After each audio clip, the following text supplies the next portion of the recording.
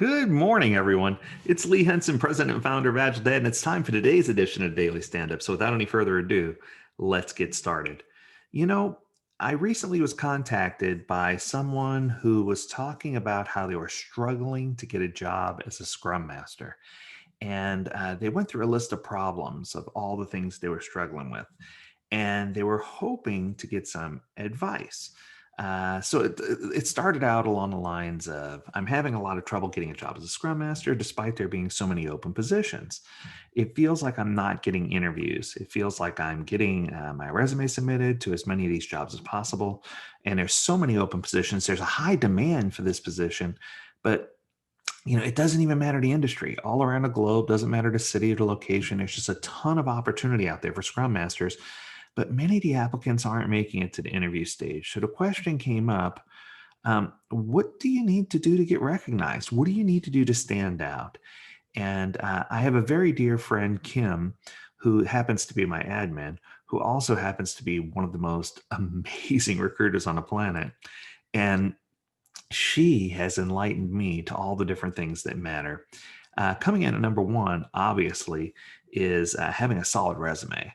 So you want to make sure that your resume is short, concise, that it has the right level of information in it, and that you're including the most important pieces. That's probably the hardest part.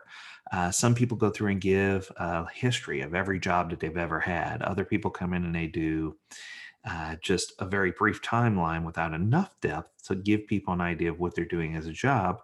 But what some people don't understand, or I should say what most people don't understand, is that organizations look at this as some form of a career path. They don't necessarily look at it as a one size fits all slide into position. So for some organizations, they're looking for a pretty hierarchical career path to lead to that position. So for example, I'm not saying this is right or that I endorse it. I want to make sure I point that out. I'm just giving you an example. Some people might say if you start out as a developer, then you become a lead developer, then an architect, then eventually a development team lead, then a development manager, which positions you to become a CTO.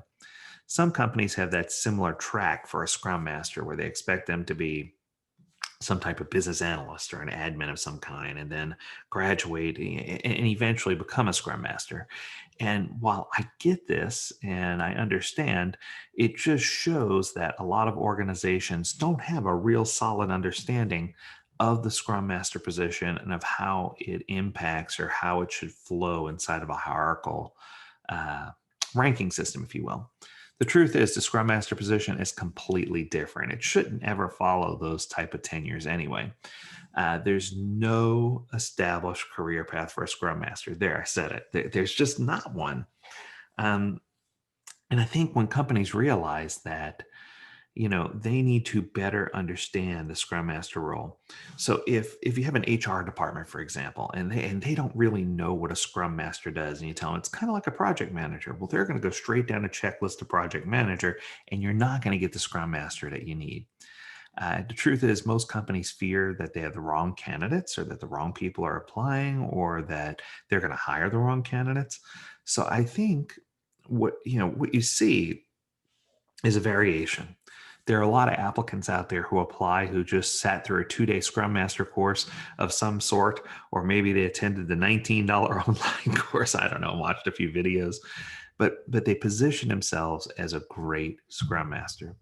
The truth is, whether you spend $19 or $1,900 on a 2-day course, if you don't have the right trainer to guide you and mentor you, if you don't have the right system around you, the 2-day course alone isn't going to get you the job. You need to have more than that. You need to have some depth. You need to have some experience, some boots on the ground experience. And I think that if you study more deeply into, for example, the Scrum Alliance has a litany of information that you could study about leadership and about how to engage with teams and about all this good stuff. Scrum.org has some of the nuts and bolts things that you can study about how basic Scrum frameworks operate and how teams and things, and you can even go through their exam prep, and that helps a lot too. And anyone can do this. In fact, a lot of people are doing this. But how do you separate the real Scrum Masters, the real leaders with the real Scrum Master? Please stand up.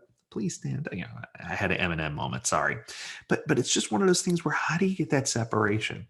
And I think the understanding needs to be that the Scrum Master role is considered a leadership role.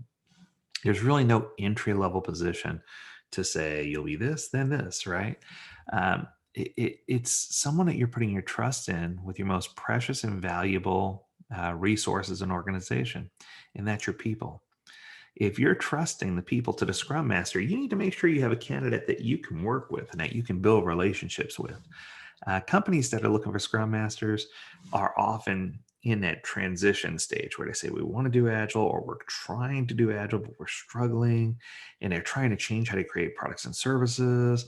Or maybe the business is in danger because competitors are getting ahead or they don't have the right funding model.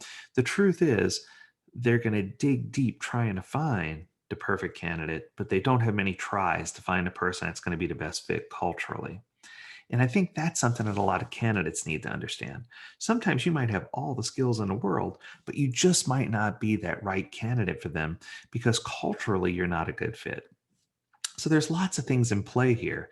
And I think that if you operate in an environment where you're doing Scrum day to day, if you've shown that you've been through the school of hard knocks, if you work hard to really accelerate and to better understand how to handle complex scaling situations and how to deal with hard to deal with teams, if you know how to work on both technical and non-technical type projects, I think those are keys that are going to help you get there much faster than just having a certificate. Now, I want to make sure I'm careful. Is having a Scrum Alliance certified Scrum Master or a Scrum.org PSM certificate, is it valuable? You bet. It is going to help you deal with resistance from your team, your management, and the organization. It's going to help you get used to colleagues not understanding your role and questioning your value. It's going to help you handle negativity around the people that resist change and blame Scrum and Agile for all their problems. It helps you foster change without having to be a total authority or manager.